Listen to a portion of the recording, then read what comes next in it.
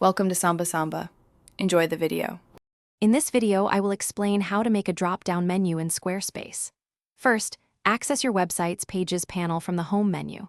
Look for the plus icon next to your primary navigation section and click it. From the options presented, choose Folder to create the foundation for your drop-down. Give this new folder a descriptive name that reflects its content, like Services or About Us.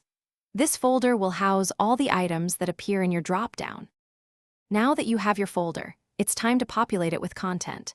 You can easily drag any existing pages from your main navigation or unlinked section directly into this new folder. To add new items, click the plus icon that appears inside the folder itself.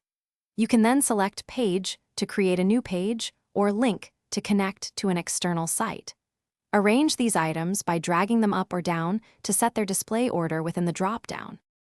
With your drop-down items in place, you can now customize its look and feel. Head over to the Site Styles panel, usually found under Design, to adjust the drop-down's appearance. Here, you can modify fonts, colors, and spacing for your menu items to match your brand.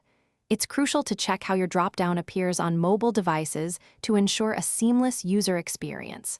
Always preview your changes across various screen sizes before finalizing. Before making your changes live, it's essential to thoroughly test your new drop-down menu.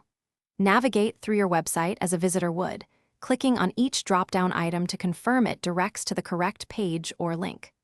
Once you are satisfied with its functionality and appearance, remember to save all your changes.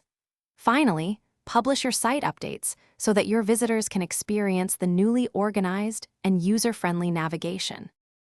Thanks for watching. Consider subscribing if we helped you.